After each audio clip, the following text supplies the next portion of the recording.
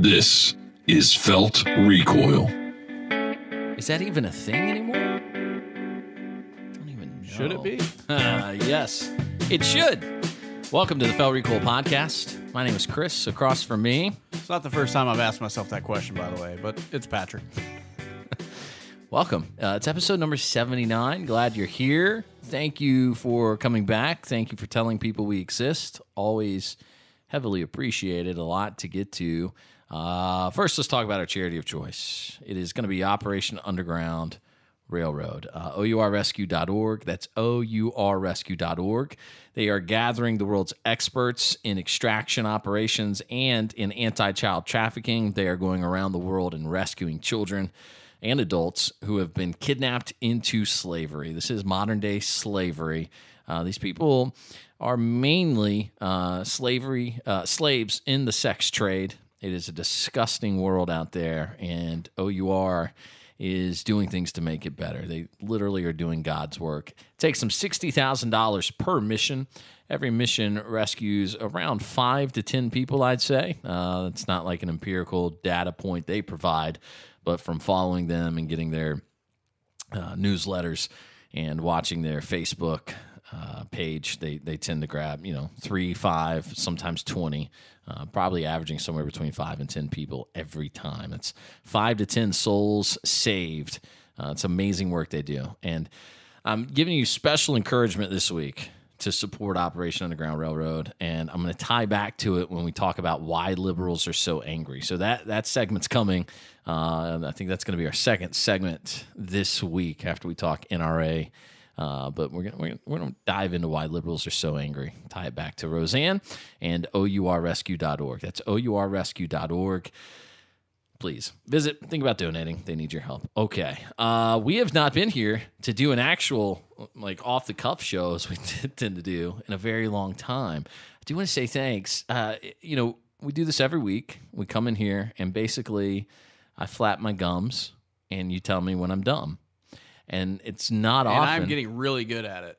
You're excellent. Probably going to be a little rusty this week because we took a couple weeks off. I sometimes leave. You leave after we record, and I go into the living room, and my wife says, "How was your show?" And I say, basically, Patrick is a savant because he's an idiot at everything else. But when it comes to telling me I'm an idiot, he's really, really good at it. Everybody's got to be good at something. So let's see what happened. So I went to the NRA show in Dallas. I want to talk about that at the top here. And then I got really, really sick. And it is lingering. I didn't have a voice. So we had to push. There was no episode released last Wednesday. And the explanation for that, as you can hear, I'm still a little raspy. But legitimately, I had zero voice last Wednesday. I had a voice, but to talk for more than about a minute was just excruciating pain. We all get it. I'm not saying I'm anything special. It just, my throat was killing me. It was throbbing. Excuse me. So I actually recorded, excuse me. I recorded like 10 minutes of the second half of Operation Anaconda and just couldn't do it. Got some solid sleep that night, drank some hot tea, and got up the next morning, cup of hot tea, and the first thing I did was knocked out another little bit. It took me like 4 days to do the second half because I was just trying to piecemeal it together. So sorry for the delay on that. But it's probably the most complimented episode we've ever gotten, which means they hate us otherwise. Yeah, I think it's time to change format. It is fun, though. We had a few friends reach out and just say, hey, that was awesome. And so challenge accepted. If you find other stories like that and you would like us to produce them fully as we did Operation Anaconda, I'd love to, because I love doing that kind of stuff. And as much as it pains me to compliment you. Right, yes, continue, please. Because I take so much joy in telling you you're an idiot. Right. But you did do an excellent job, so I enjoy that thoroughly. Good, thank you. So I like to listen to a lot of podcasts that are kind of unsolved mysteries and true crime stuff. True crime and that storytelling nature, because I feel like it's sort of a lost art these days. Yeah. With social media and film and television just being what it is now. So there's something about hearing the spoken word and sort of hanging on every word. It's much like reading a book, but sometimes more convenient if you're in the car or something. Yeah. So I really like it. I also like the storyteller giving the inflection I like the sound effects in the background and all that kind of stuff. So I liked it a lot. Thanks, so, man. Well, credit where credit is due. What had happened was you were going to be gone to somewhereville, and I don't remember, but you were going to be gone, and the option was, okay, let's find a guest, or I do it, I spitball on my own. But I've been listening to This Is War, the podcast, and it's a lot of that. It's not the same, but it's similar, and just a guy is telling his story, maybe with some sound effects. I can't pinpoint in my brain right now if he's doing a lot of sound effects. But the point is, I was listening to that, and I thought, hey, you know what? It would be fun to just do a story, to do radio theater, true story. Let me just find a story to convey. And I happened to be at lunch and was flipping through Flipboard, which is like a news aggregation app I use, and the Anaconda story was on there. I started reading through it, and I was like, this is really good. This would probably fit perfectly into what we're looking to do. So that's where that came from. I hope you liked it, and if you did, and you've got another story you think we should read and produce like that, I would almost like to just do a whole podcast where that's what we do. And I mean, we don't have to do it under Felt Recoil umbrella, or we could do it under the umbrella with a different name, I guess you would say. It doesn't have to be Felt Recoil Podcast. We can find some other name. But I would do that every week just for fun as well. That's a good time. Okay. So I think at this point, and we'll talk NRA first. Yeah, I didn't make it to NRA, and I didn't hear a lot about it. I'll tell you as much as I can. I worked while I was there, so It's hard to really get around and see everything. But I had this. I'm looking at my hands. I'm a little distracted. My wedding ring is made of pennies, right? I don't know if I've ever mentioned this to you, but my finger gets really gross if I wear it for much more than a day at a time. Nice excuse, because the ladies love me, right? Anyway, so I tend to take it off when my hand starts to turn a little green. My ring finger will. And it's not like any chick's hitting on me at that point, because I got this gangrene-looking finger that's all, looks like it's infested or something. So I'll usually take it off. If I take it off for about half a day and shower, it goes away, and I'll slide it back on. So the point is, I'm in a meeting today. I'm wearing my wedding ring, and the owner of the company is in this meeting. There's probably, let's just say, let me think in my head, 10 people total in this meeting. So I'm in there, my supervisor is in there, and then the owner of the company is in there. And these are all nice people, nobody, But kind of the point of the meeting was the owner wanted to discuss something specific with me involving this team, but specifically something that involved me. That's enough. That's all you need to know. And the point is, the owner is looking at me and telling me, so I think this and this and this are the way we need to do things going forward. I like this. We can improve on this. That kind of thing everybody gets. I'm like, okay. So, when I have those meetings, they just tell me how great I am. Right, exactly. I don't have to meet the owner. I am the owner. So he's talking, and you do that thing in your head where you're formulating your response, but you're also trying to make sure you're paying attention to what they say. So there's two things happening in your brain at that moment. You're processing. I should know. I have to talk to you every week. Exactly right. So you're processing what I'm saying. You're floored by its brilliance, but then you have to develop a response. Right. Which is why you talk so little. How can I turn the smart ass up? What else is there to say? Chris just said it all. So he's talking. We'll go with that. We'll pretend like that's what's happening in my head. He's talking to me. I'm listening. Again, 9 other sets of eyes in the room on me, particularly because, again, subject matter at hand involves me specifically. Not that I'm anything special. Just happened to be the topic of conversation at that moment. The meeting wasn't about me. Just this moment of the meeting was. And I'm listening, I'm formulating a response, and I do this nervous thing, just this habit I have where I kind of rub my hands across each other, and I grab my wedding ring, I give it a twist, and then I look down as I do, and I notice my fingers turning a little green. Then, however, I notice the entire palm of both hands are screaming with green something.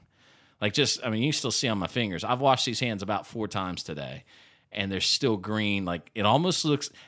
If I had been doing finger paint with my kids, but with ink pads, you know how you get the ink stamp pads? If we had been using those, it's kind of what my fingers and hands suddenly look like. It looks like the old school.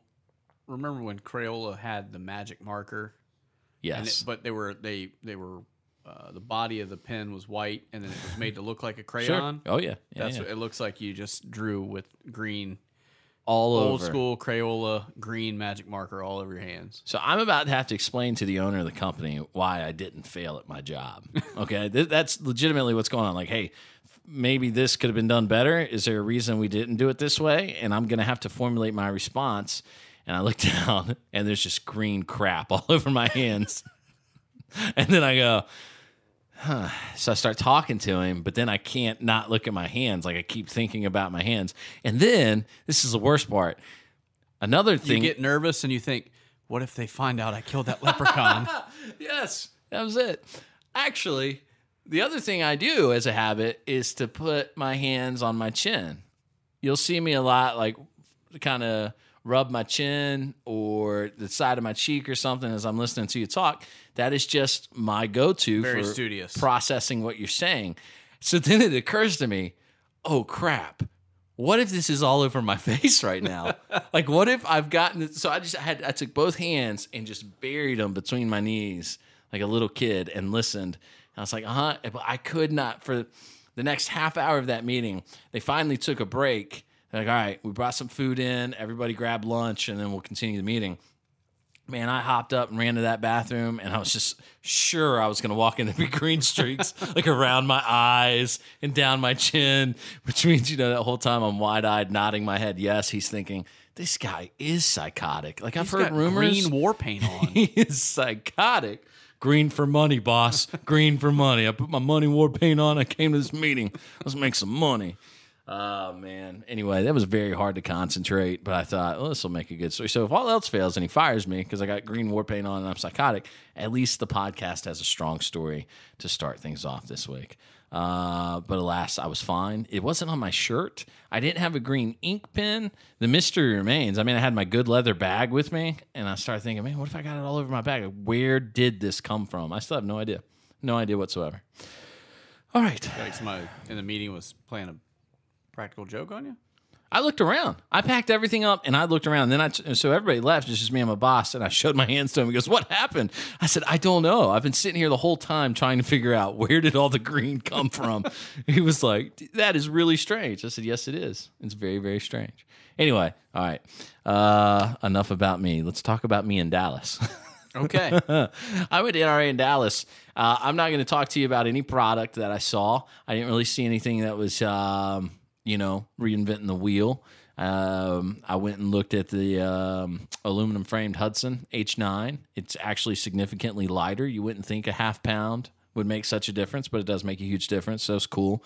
I got to meet Chris Peranto, otherwise known as Tonto, and Boone from 13 Hours, the guys that survived Benghazi, who fought off the terrorists, who have killed more bad guys than either of us could name.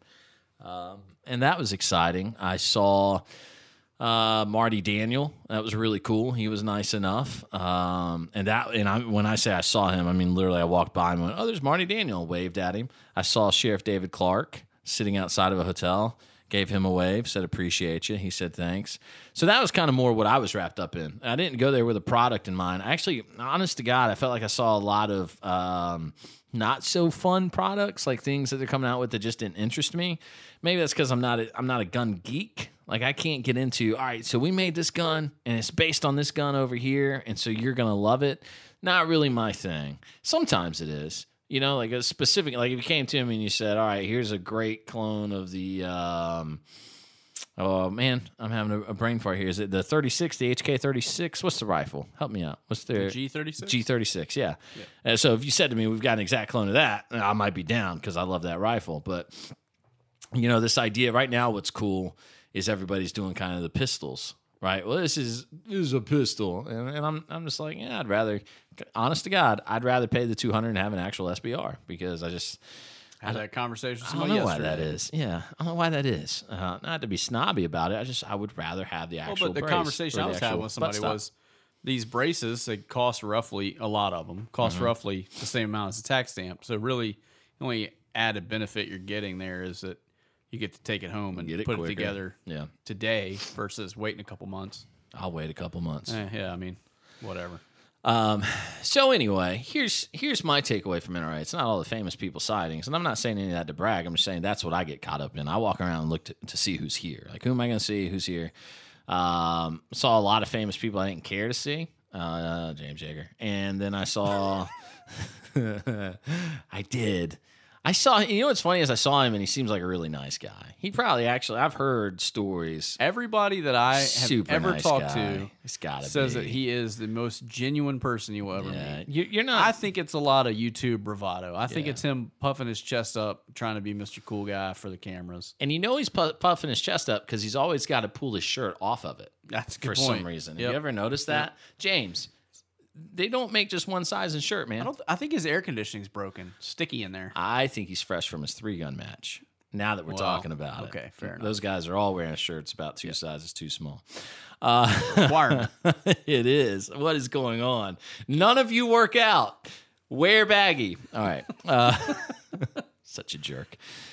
But I'm one of them, so I can say it. All right. Here's my problem with NRA, and it's going to be very hypocritical now that I've made fun of the gun community a little bit. But I'm the type of person, I don't take myself seriously, right? Like, you just can't. You can't take life too seriously. I am getting old. I'm finding out every day new things are wrong with my body, and they have to cut me open and take other things out. But that's just the way life goes. And by that, I mean, literally found out a couple weeks ago that they're going to have to go in and take my gallbladder because I have a terrible diet. It's all my fault. I will make no excuses. It's all my fault.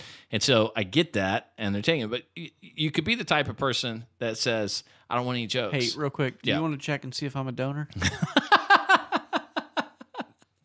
I have to poke you like the Pillsbury Doughboy. Because I'll give you mine, man. I don't want you to go without. I told the surgeon, I said, hey, they took my thyroid a few years ago. I had a cancerous tumor on it. And he goes, oh, really? I said, I mean, I'm almost tempted to just let you guys take everything you can just to see how much there is that can go. Like, how much extra weight am I carrying with these vestigial organs? Like, just get rid of them.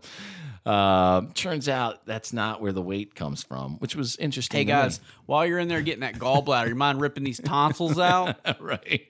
I mean, I know they're not close, but like you got scalpels and stuff, right? Let's go ahead and take that appendix out while you're down there.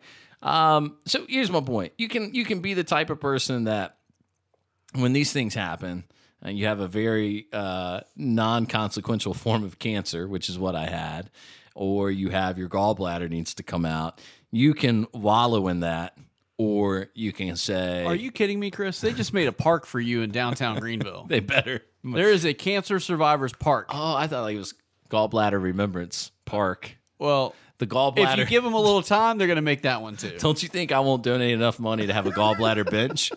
Find out what a gallbladder is shaped like and install it. It's my gallbladder bench, and I'm the only one allowed to sit on it because it's my gallbladder bench for losing my gallbladder, but I also had cancer. So get out of my park. And then the little kid is like, Mom, this guy's real mean. My point is, you can, and all of that is easy stuff, right? Like nothing I'm talking about is something that is serious in any way. So you can't take it seriously, but you could if you wanted to. And let me just tell you this in case I never have. I had a friend in middle school who I'm still friends with on Facebook who talked about her bout with cancer as if she was dying, and then celebrated being cancer-free. And I was like, oh, crap, this chick, I mean, she's within inches of death. And she goes on to say how she had thyroid cancer. And I'm like, man, that must be really serious. And I'm not joking when I tell you, I followed her long enough. I knew she had the cancer. I knew it was thyroid cancer. And a year or two later, it'd been a long time, they find a nodule on my neck. And I go, oh, crap, I'm going to have what she had. And when my doctor found the nodule, in the moment, he goes, okay, we need to have that looked at. I said, Doc, give it to me straight, man. What are we looking at here? And he goes, what do you think? Yeah. 3 weeks? 4? I pulled a napkin out. I said, to my wife, I leave everything. And he goes, well, man. I immediately left there and went hang gliding. I gave all my money away. Turns out, totally curable. Not gonna write you a check back, just so you know, Chris. In case you're wondering, that money's already been spent. My truck is nice. Sorry. Nice Tacoma. Here's my point. It had been years. My doctor finds the nodule. He says, Chris, worst case scenario, honest to God, worst case scenario, it's cancer. It's probably not cancer. It's most likely not cancer. Odds are you don't have cancer. But Chris, if it is cancer and you have thyroid cancer, that is second in line for the cancers you want if you have to have a cancer. Non-melanoma skin cancer and then thyroid cancer. Because actually, most often, if you're above a certain age, we don't even treat it because it doesn't spread. It doesn't affect you that much. We can put you on the Synthroid and you'll take that and offset the effects it's having. And then we just monitor you every 6 months to make sure it's not growing and spreading, which even if it does metastasize, it's like a snail. It goes very, very, very slow. You can grow old. He told me the majority of people they find with thyroid cancer are already dead from something else, and they're very, very old. They just never found it. You know what the first thing I thought? Not thank God, not, oh, I'm so relieved. It was, that girl was such a liar. Like that is, I swear to you, that's one of the first things that went through my head was, man, she was a liar. What a drama queen. But it is legitimately possible. She just processed it differently. But to me, if an expert tells me, you're going to be fine, then in my head, I'm going to be fine. I'll make jokes about it. So I'm the not only gonna take thing it I too would say seriously. there is maybe, could be a stretch, but maybe her doctor didn't lay it out to her like yours did. Yeah, maybe. So yours went, I mean, you know, there's a lot worse cancers to have. Hers could have been like, I don't really know how to break this to you.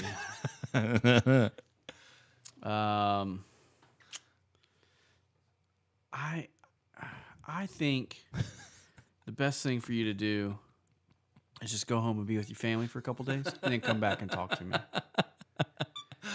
My doctor told me on the phone, just so you know, like called me while I was at work and was like, I really hate to say this over the phone. And I was like, nope, just say it now. And he said, you can come in and we'll talk in person. I said, no, tell me right now, because now I know what it is. It's bad news. He's like, well, it is. It's a mild form of papillary carcinoma. I think they call it, whatever. You made me think of, remember the scene in Dirty Work where Chevy Chase goes, are you a betting man? Let's say. I would wager he dies. Jeez, Doc, don't you think you could have broken it to him a little easier? Oh, I thought I did with the gambling thing. It's so good. So good. My point is, you can look at those little things, and you can take them so seriously, and you can gripe and moan and make that your life. Your life can then become, I'm a martyr, I'm a victim. But in my world, get off the cross. Somebody needs it. Get off the cross. It's ridiculous to think that these little things are so big when they're just not. Like we've talked about the Travis Haley story that I brought. I'll tell you another quick funny story. I'll tie it all together. I'm at NRA, and a guy comes up to me from a separate company. It's owned by the same parent company as my company, and he introduces me to his friend. And he goes, you got to understand, Chris is like the most laid back guy in the world. And I started laughing, and I said, I don't always feel that way. I get pretty heated. And he goes, yeah, but like nothing ever bothers Chris. Apparently, he's never listened to the podcast. Right, apparently not. But he's kind of like, he's making his point as a guy. He goes, he's just the kind of guy you can tell nothing ever bothers him, really. And then I bring the whole room down. I go, yeah, I was given proper perspective on that one time. And he goes, oh, what happened? And so I go, well, I mean, it's going to bring the mood down a little bit. And he said, well, we can handle it. I'm like, okay, well, I took a Travis Haley class. Travis Haley tells the story, and I go into it and told them the story, and they get really quiet and somber, and I'm not going to tell you the story because I don't want to bring the mood down here. I tell them the story specifically, and they go, oh, wow. I said, guys, the point is not to bring the mood down. The point is somebody has it worse than you can imagine. Something has happened to somebody today that you will never possibly be able to process in your brain. It will not happen. Somebody has it worse than you do. So get over yourself. And the reason I'm telling you all this is because that's what I kept thinking while I was at NRA with all these pesky little protesters running around. And I mean, there were protesters outside the NRA protesting everyone inside the building. And then there were the military arms channel guys inside the building protesting the NRA. It was the dumbest. What? It was the dumbest thing I've ever seen. They were wearing T-shirts that said NRA. This is news to me. And it said not really activists. I don't know what that means. I don't. And you know what? Let me stop for just a second. Military. I want to make sure. And just for reference, Military Arms Channel are the guys who want to be the first to tell everyone whatever new gun just came out is broken. And they've done That's that. all they do. They've struck again with a 365 and its problems with the firing pins and whatever else, crap SIG is putting out. But apparently that's their whole mission in life. That is their crusade, is to be first when it comes to telling you that stuff is broken. This is exactly. Probably change the name of his channel at this point, honestly. He is the embodiment of an example I use at work quite often. Don't get worked up over the trolls, because most guys on the internet are just there to be the first one to find something wrong. None of them are innovating. None of them are breaking new ground. None of them are contributing anything positive to the social conversation. Do not let them bring you down. Don't do it. And so I couldn't give two flips about Military Arms Channel and what he chooses to do. But here's the problem. This is basically what they're doing. So, by the way, if you Google Military Arms Channel NRA protest, you'll notice that he did an interview with NPR.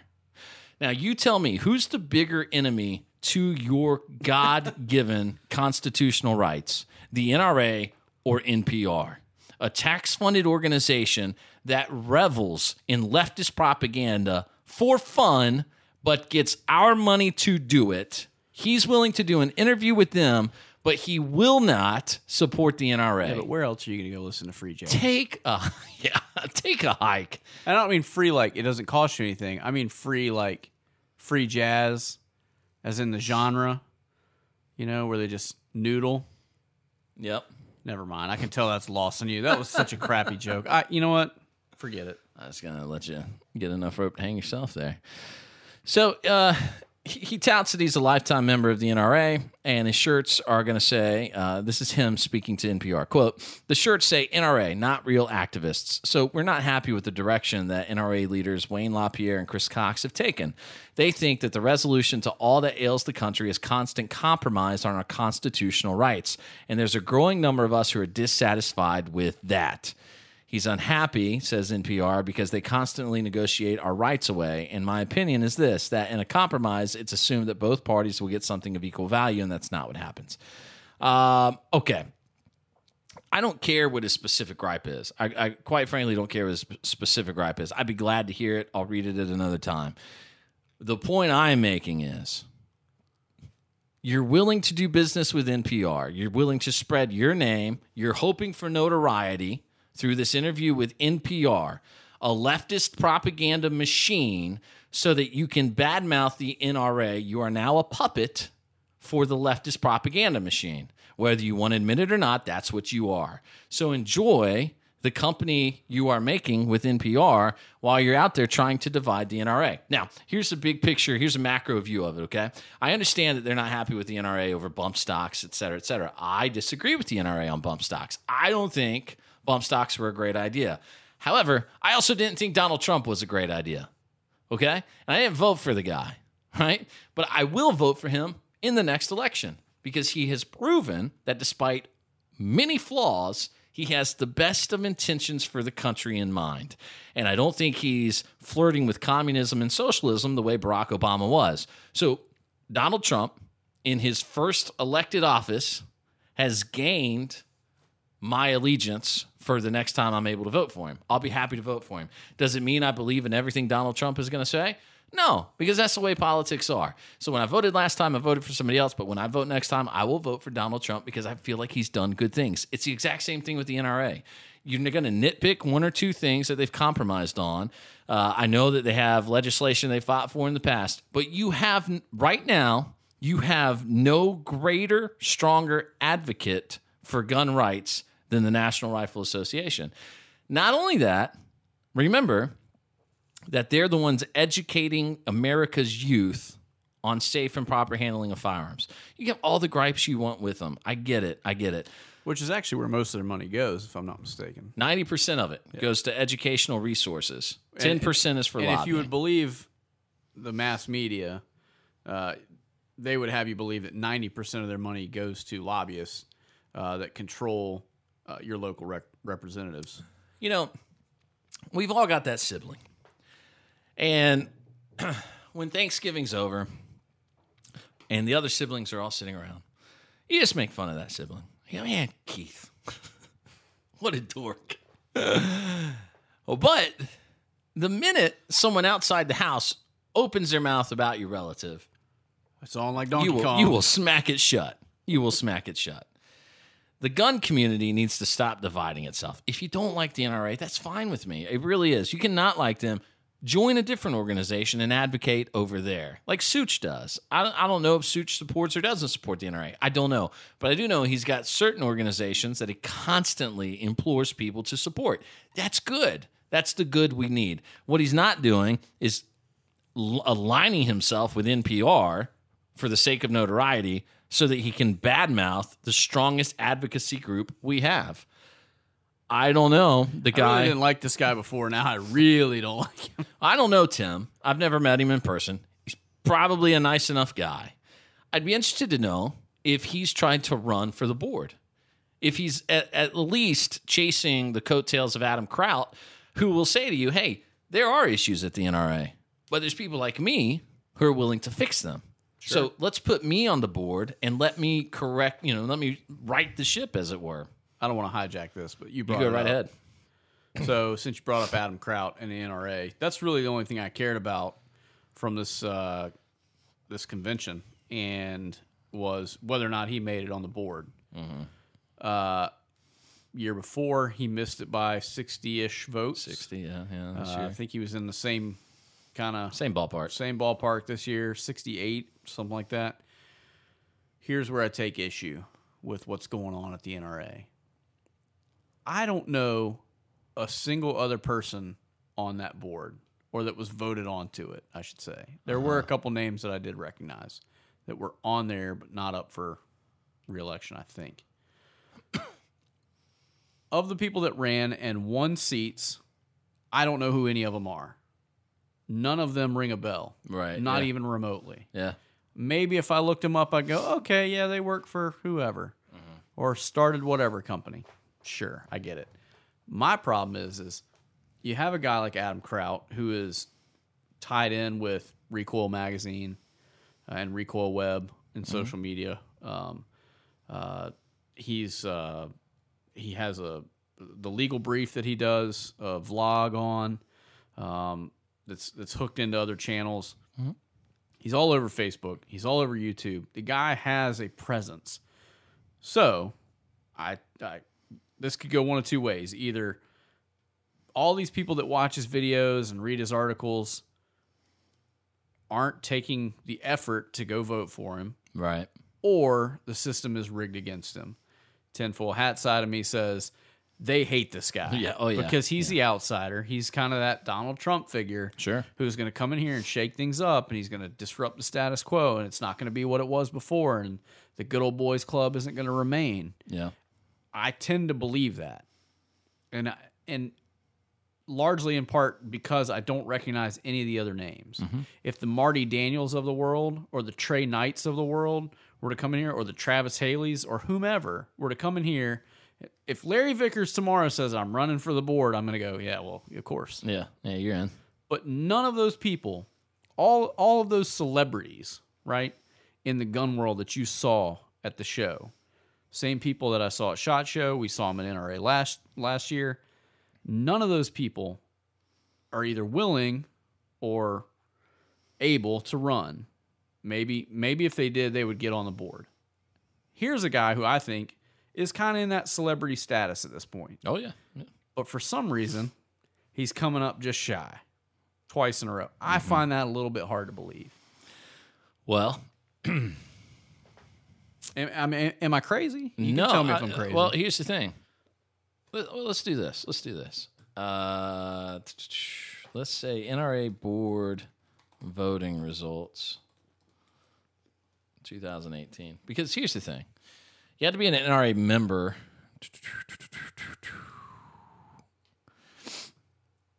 Look at that. And full disclosure, I'm not one. So I couldn't vote it even if I was there. Technically, I mean, unless you work for one of the industry partners, you can't go if you're not. It's for NRA members. It's free. You just provide your membership details. I don't know if you know this, but I'm on a podcast. So I get, That's right. Press credentials. They will let press in. So I was going to see how many total votes they got. Because there are thousands of people there. Thousands of people. So if they didn't have thousands and thousands of votes, they're going to have 10,000 women rooting for you. That's a well-armed woman. All right, hold on. Sorry. Adam Kraut didn't win a seat. There's still a chance he can win the 76th director seat, which will be voted at the annual meeting in Dallas, though. Oh, that's the board member election. Dadgum. All right, anyway. I don't know what the vote count was, but I would be tempted to believe that it probably largely, I would want to say a very small minority of Americans vote when it's election season. But I would say that the majority of those who do vote at those times are people that would likely be NRA members. And so I would suppose that the percentage of voters at an NRA convention should be high. However, I will say, I met Adam, and I stopped him as he's walking. I said, "Hey, Adam Kraut." And he goes, "Yeah." I said, "Hey, Christopher Millian. Just want to say, hey, good luck. You know, I'm going to cast my vote for you. So I just wanted to meet you in person, follow you through Gun Collective and all that kind of stuff." He said, "Thanks, man, blah, blah." Real nice guy. And I said, "Where do I vote?" He said, "Yep, good question. You go out here, go to the right, it's down by Bay 1, whatever they called it." I said, "Okay, all right." I walked past it twice. Twice I walked past where you're supposed to vote. So I don't know that the casual observer would have ever known that's where you're supposed to go and vote.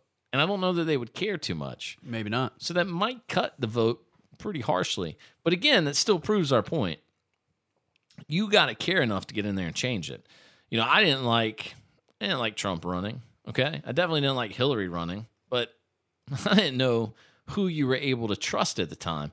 And I might still prove to be the sucker in this game because Trump could give us a good 4 years and then completely spin his agenda sideways when we all go vote him in a landslide again in another couple of years, right? So, okay, maybe. But at this point, he's kind of proven to me that he's worth my vote.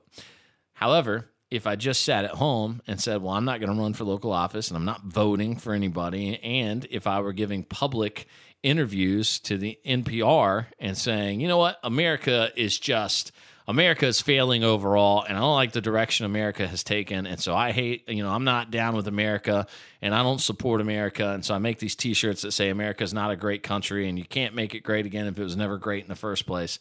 That's, to me, the equivalent of what Mac is doing with the NRA. I'm just going to stand out here and bash it instead of working from the inside to change it. Yeah, but does he really want to change it, or does he just want more clicks? He just wants attention. He just listen. Which is this? But I know that because watch his videos where all he does is talk about whatever gun just came out. Now suddenly has a malfunction. I can tell you, 100% firsthand knowledge. The man had a fundamental misunderstanding about a way a weapon worked, and called a company out on it. And that company messaged him multiple times to say, here's the correction to what you're saying. Here's what our engineers have told us. And he ignored it all. Wink, wink, firsthand experience. I know the guy is just there for clicks and attention. Okay? Well, there you have it.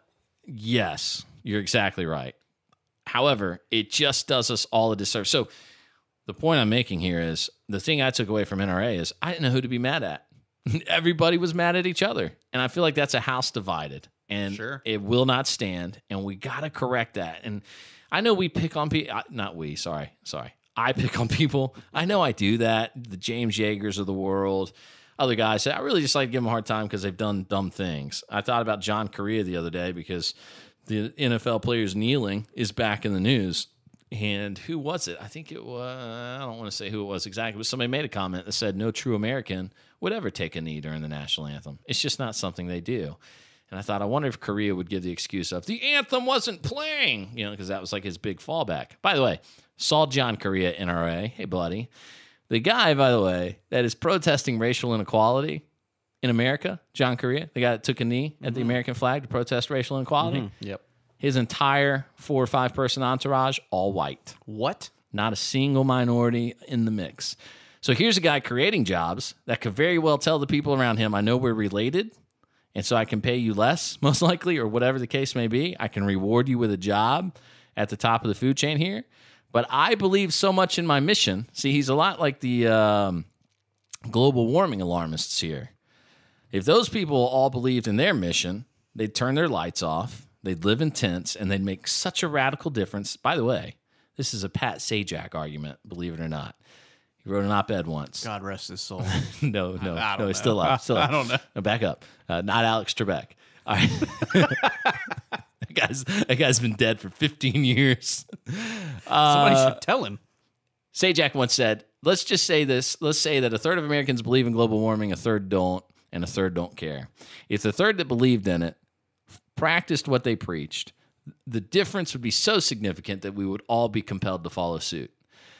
John Korea really believed that America was inherently racist against people of color. He would feel morally obligated to surround himself with people of color, able and willing to do the same tasks he's hired all those white people to do.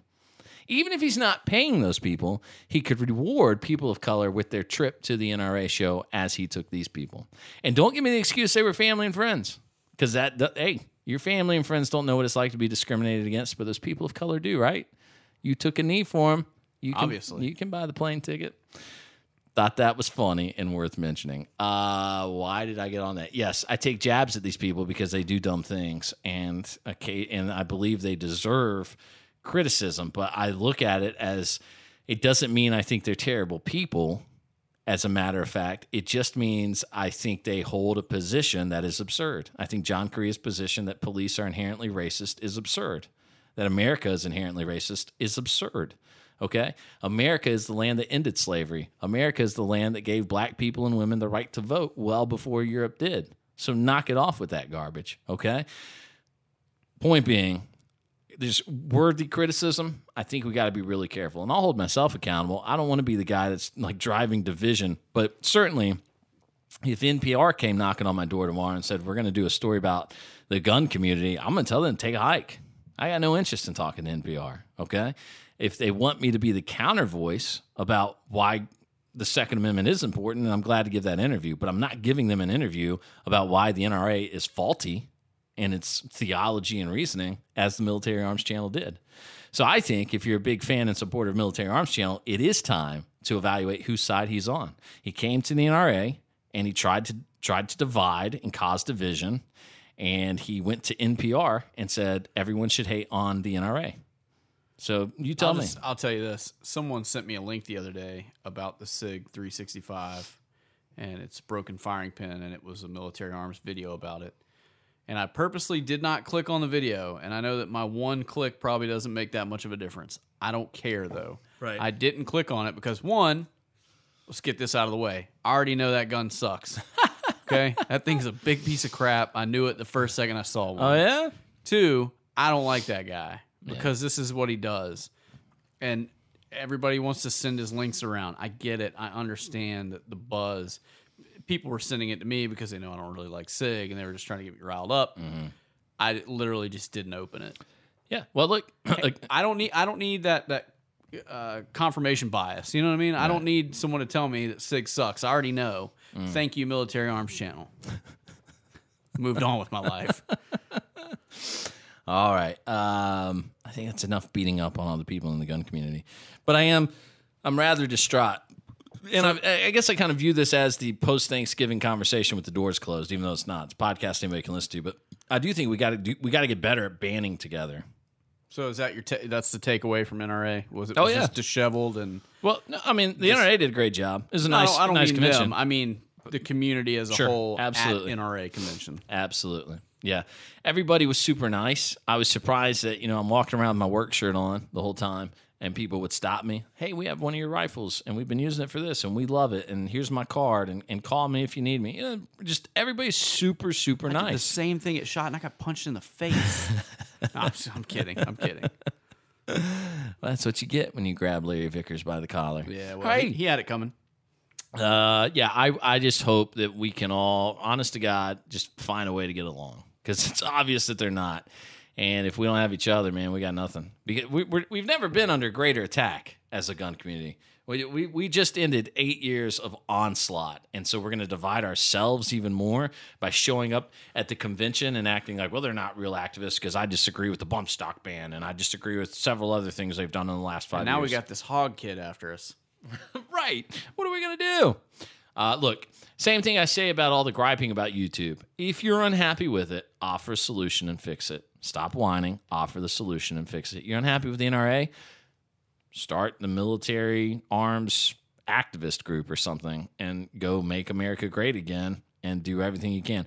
I'd be interested to know if he's a Trump supporter, because if he hates the NRA for a few small things like that, he has to hate Donald Trump now too, right? He has to say that Trump is a traitor. He probably does. Yeah, He strikes me as that type. He probably thinks Donald Trump's a traitor because he outlawed bump stocks, which, by the way, nobody was buying 6 months ago, 7 months ago. That's the principle of it for a lot of people, and I understand that. But literally nobody wanted one. Right. Shouldn't be a ban on them. Look, shall not be infringed is shall not be infringed. And I believe the verbiage opens us up now to aftermarket triggers, enhanced bolt carrier groups, things of that nature. So they're right to fight against it. I think the NRA was wrong to support it as they did. But, it's not a reason for me. It's not enough of a reason to say 100% the NRA is wrong. You didn't go out and cancel your membership. No. And by the way, real quick, if somebody touts lifetime membership to the NRA, that's a one-time payment or multiple payments, but it's not that they always give money. It's about $700, and you can pay it over time or at the same time, and then you're forever an NRA member. So it doesn't mean they're always giving them money. So don't. But you get a sweet hat, though, to let everybody know. Yes. And? Is there a joke there? No. Well, yeah, that was the joke, actually. All right, so I learned something about liberals this week. We'll get to it real quick because we got about 10 minutes left. Roseanne Barr was fired by ABC, I think rightfully so, by the way. She compared Valerie Jarrett to a character from Planet of the Apes. Valerie Jarrett is all black or half black? I don't know. Mostly Muslim? Mostly Muslim, yes, absolutely right. But that's just something you don't do these days. However, there's glaring hypocrisy from the left where they get angry and they demand her job. But Roseanne was employing Wanda Sykes, who, in her last stand-up comedy tour, had a part of her routine about the fact that Donald Trump was an orangutan, and now America has elected a man who looks like a monkey. Why is it okay for a black person to say a white person looks like a monkey, but it's not okay for a white person to say a black person looks like a monkey? Right? That's a double standard. It is absolutely. It's the same thing with Kendrick Lamar. Did you see this where he pulls the white fan on stage? Yes, but I still don't know who that is. Yeah, he's a guy. That's not a joke. I don't know who he is. Hey, you know what? I learned something else today. We'll get to in just a second. But it's the same principle at stake where this guy can call a white girl on stage and then get angry and throw her off the stage because she uses the words he wrote into his song that he believes he's allowed to say, but no white people are. That makes Kendrick Lamar the racist in that scenario, not the white fan. He's the one who believes there should be a separate standard for black people than there is for white people. He is the racist in that scenario. Can we go back to who is this person? Should I care? Or he sings songs with a guy. I saw a video today. Man, oh man, what is the guy's name? Glover. Dave Brubeck. Right. No. So, no. Anyway, there's this video I've been seeing going around. It's like a meme of this guy dancing all funky. And someone today posted and said this video just got more than 20 million views. And I said, that must be the actual music video for this meme I keep seeing. So I clicked over to YouTube and I watched this guy's music video. Great. Now I have to look him up. Is it Danny or Donald Glover? Donald Glover, This Is America? Yep. All right. Donald Glover, This Is America. And now here's the thing. This is what you got to take. Childish Gambino, This Is America. How many views does this have? Jeez Louise, I was wrong. 214 million views. Well, yeah, why not? we want to talk about why we have violence in this community. Incredible article I read recently on the threshold of acceptance. Basically, these school mass shootings can be explained for the fact that we have accepted violence in our culture. And so think of the broken window theory. Do you remember the broken window theory from school at all? If one window is allowed to remain broken, a second window will be broken. And if that second window gets broken, then a third window will be broken, and a fourth and a fifth, and it'll go on and on. I think that should be renamed Detroit theory. Yeah, so that's what leads to places like Detroit. Watch this. We are 51 seconds into this music video, and we just watched an execution. Point-blank range, terrorist execution. And then this man who just shot a man point-blank in the back of the head, who had a cover over his head, handed his gun to what appeared to be a 13-year-old young black man, right? So that black man runs off screen, and then he comes back here with his friends, and they all start dancing behind him. In another 60 seconds or so, this black gentleman is going to walk into a black church, take an AK-47, and mow down the choir. This video has 214 million views, and we're curious as to why the threshold for acceptable violent behavior in this country has fallen so low. This is a pop music video. This is a guy who has been on Jimmy Kimmel. Did Jimmy Kimmel cry to this guy and say, why are you glorifying the mass execution and murder of black people inside their churches? Here you go. Here's 8 members. Is that 8 or 10? That's 10 members of a black choir. He dances in. By the way, he's saying, "This is America," over and over and over again. This is America. This is America. Grabs an AK-47, turns around and mows the choir down, and walks past a police car going the other way. This is America. This is America. This is America. This is violent, racist propaganda. Yet he's allowed to do this. He's allowed to have this video out there with 214 million views, and Roseanne Barr can't say that a black person looks like a character from Planet of the Apes. Understood. The message is loud and clear. Hollywood and the world at large has a different standard now for white people than they do for black people, and that is racism. George W. Bush called it, there's a soft bigotry of low expectations. And you get that when people like, what's the girl's name we just watched a few minutes ago before we started recording? Ozzy Osbourne's daughter, when she's on The View, and she says, well, Donald Trump, if you kick all the Hispanics out, who's going to clean your toilet? That's bigotry. That's a low expectation of what these people are able to accomplish. That's bigotry. Why can't we all just agree to be held to the same standard? You don't make music videos where black people are executed in church or where black people are executed while they're playing their guitar. And you don't tweet that black people look like members of Planet of the Apes. These are all absurd and really stupid things. You shouldn't do it. But here's why I think they're allowed to do it. So my buddy asked a really interesting question. My friend Sean posted on Facebook this week. And he said, hey, why is it not acceptable for white comedian Roseanne Barr to say Valerie Jarrett looks like a cast member of Planet of the Apes, but it is acceptable for white comedian Michelle Wolf to use the phrase Uncle Tom? Why is that acceptable? Those are both racial slurs. They were both done in public settings, and they're both white comedians. Why was Roseanne fired, but Michelle Wolf has a Netflix show and Netflix comedy specials? Why is there a separate standard here? So the standard Facebook debate broke out underneath his status. And I was just making the point that the left... So everyone's opinions could get changed. That's exactly right. Right. The left has a different set of rules for those who uphold leftist ideology than they do for those who don't. If you're a liberal, you are allowed to do whatever you want because you will serve the greater good. You are what they call a useful idiot. That is how it works. That's how it goes. Conservatives are held to a higher standard. That's what makes us better people, right? And leftists aren't. Here's what happened. As we're talking about it, a gentleman made a comment about how basically Michelle Wolf was a separate thing. She was a hired comedian. It's totally different.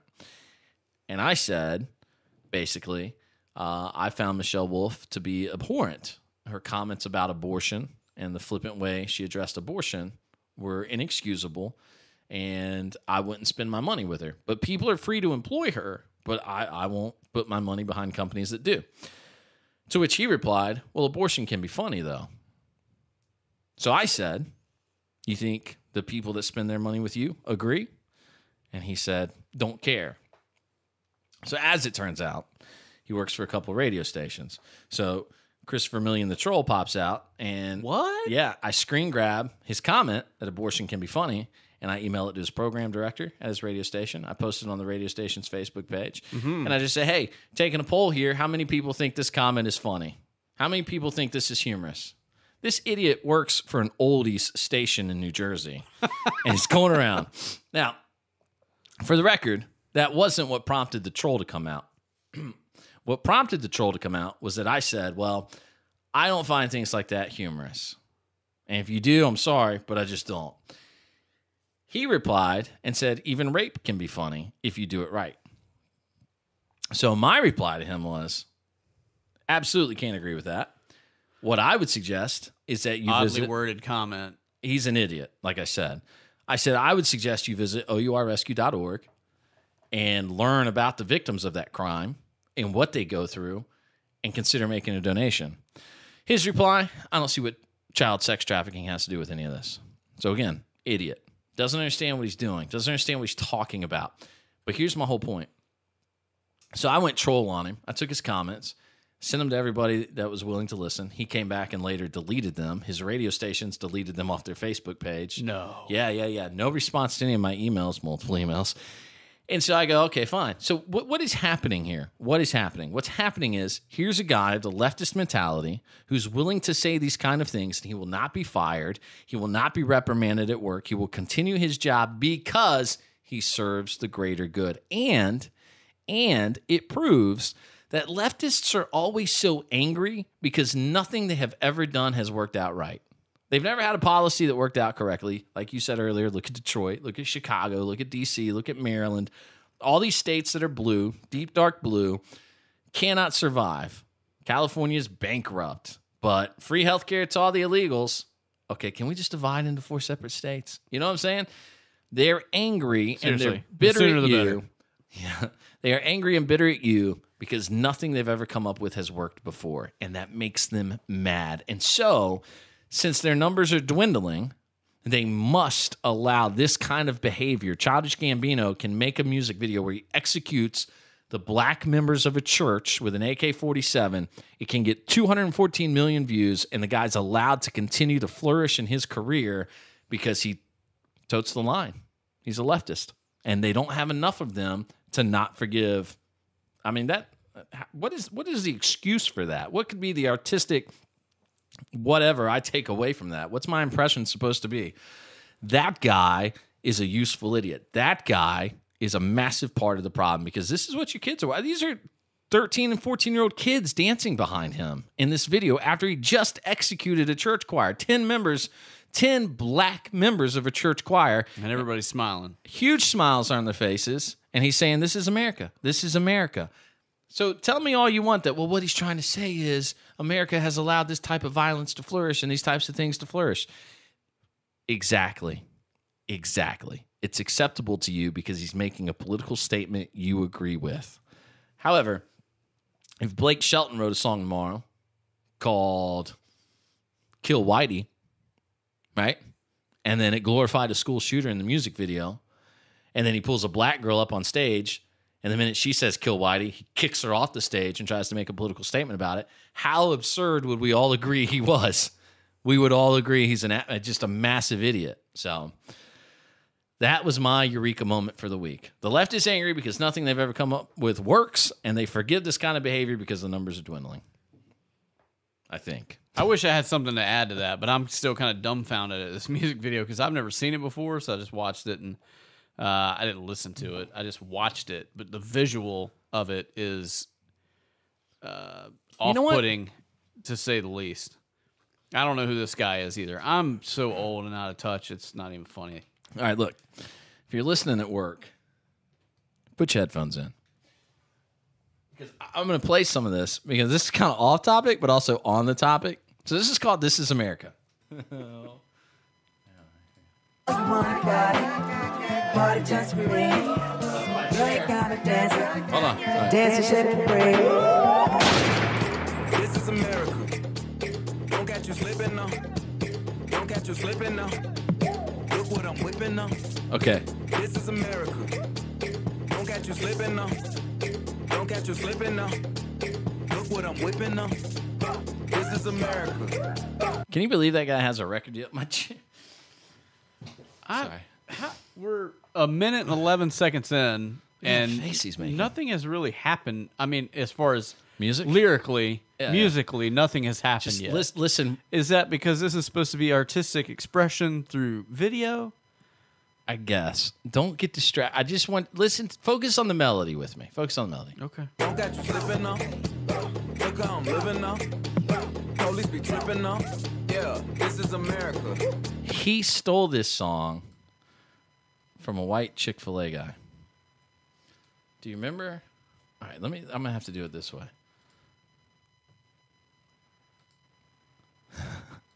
If you remember, let me take this back so that we have it handy if we need it. Mute this one. All right. Do you remember this song? Chris, I feel like you don't know me at all. All right, this Because is everything I listen to, for the most part, is from the late 60s, early 70s. Yeah, you do the funk. So I don't, well, but I like old rock. I like soul music. I like oldies. I don't listen to anything new. So all of this All right. is kind of like So I way outside of my headspace. The Childish Gambino video was published May 5th, 2018. This is My Pleasure from Jaron Myers, Chick-fil-A rap, published November 16th of last year. My name is Jim. How can I help you today? Welcome to heaven. Ooh, yeah, I'm in Chick-fil-A. Roll up to your table, smiling like a fool. Sorry if I'm awkward. I was homeschooled. Hey, you don't have to bow your head. Nah. You don't have to pray for your food. Nah. Had a Bible study in the back.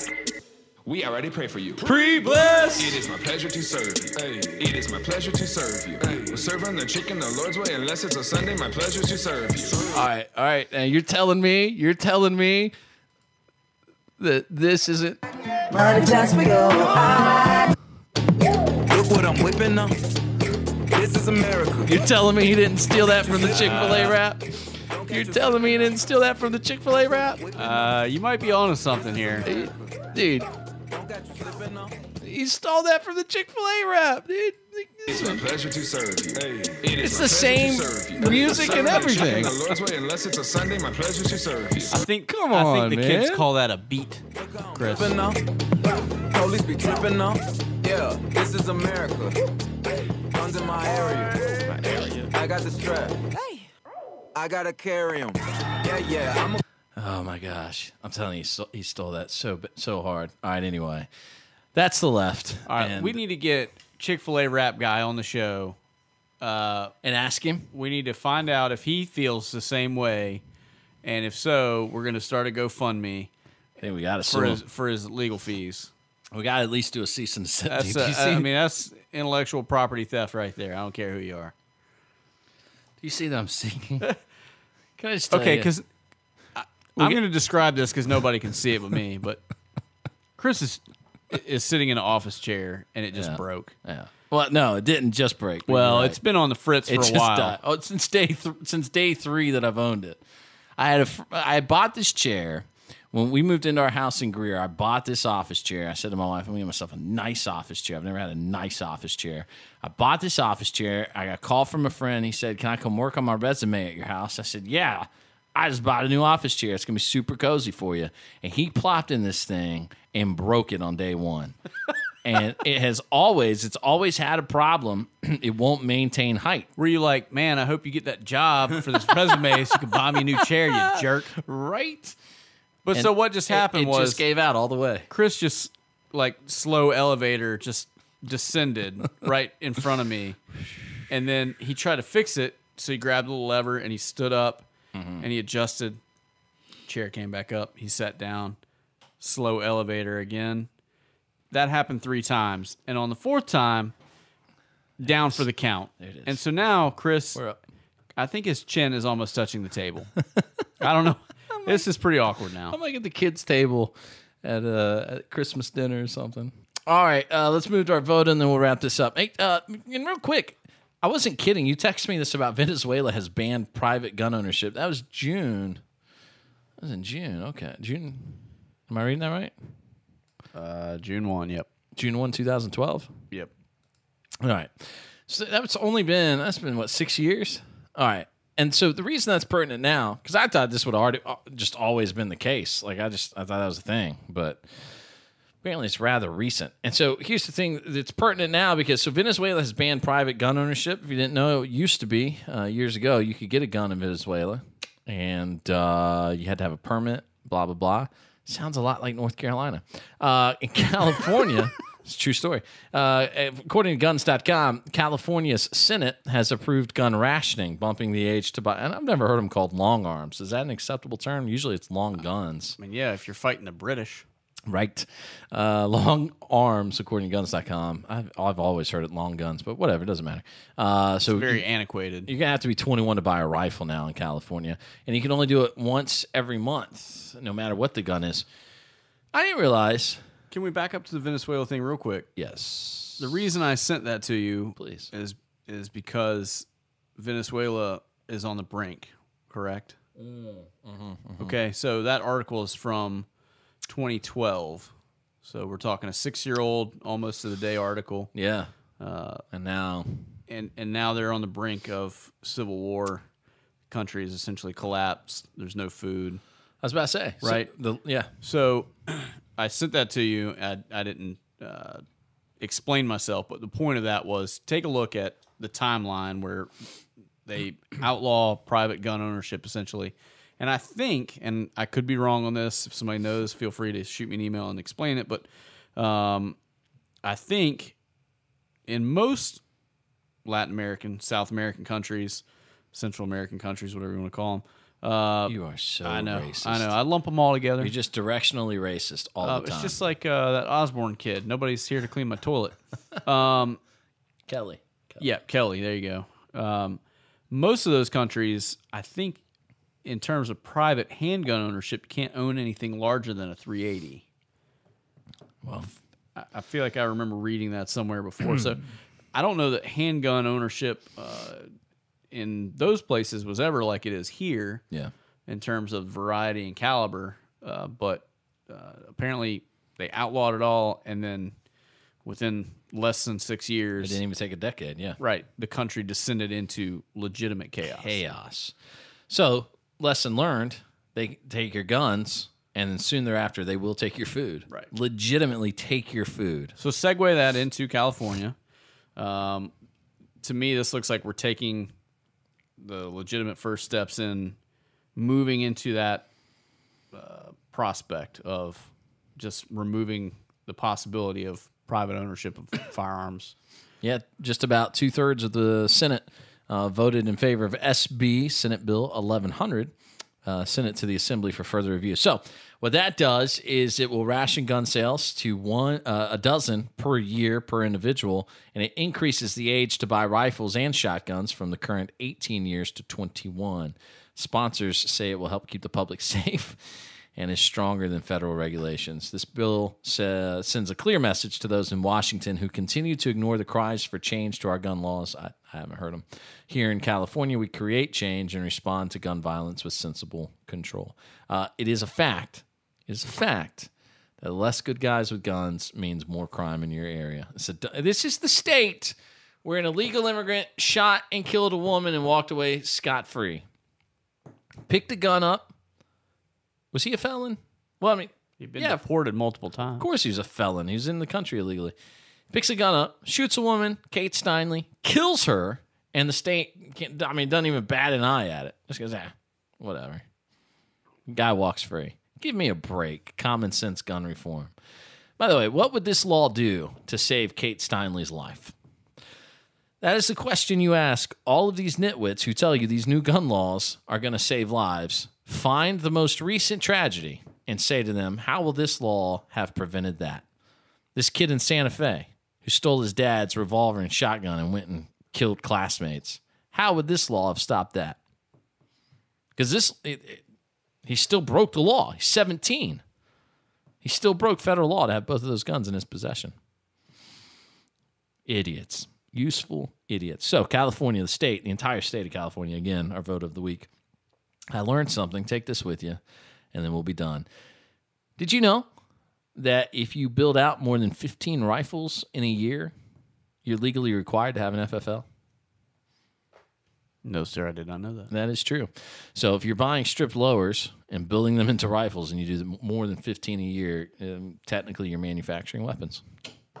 Something I learned today. Thought I'd share it with the class. All right. That's episode number 79. We'll be back next week for number 80. And we're going to an industry event in Hilton Head, South Carolina next Monday, Tuesday, and Wednesday. So next week we should have a fun show. Talk about some of the stuff we did there.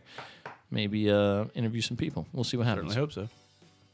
We're going to get to tour Daniel Defense. That is probably what we will talk about. Very true.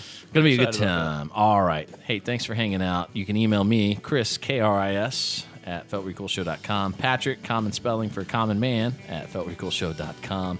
And we will find you back here next week for episode number 80 of the Felt Recoil podcast. And by the way, seriously, if you haven't, check out This Is War. The This Is War podcast is extraordinary. All right. We'll see you next time.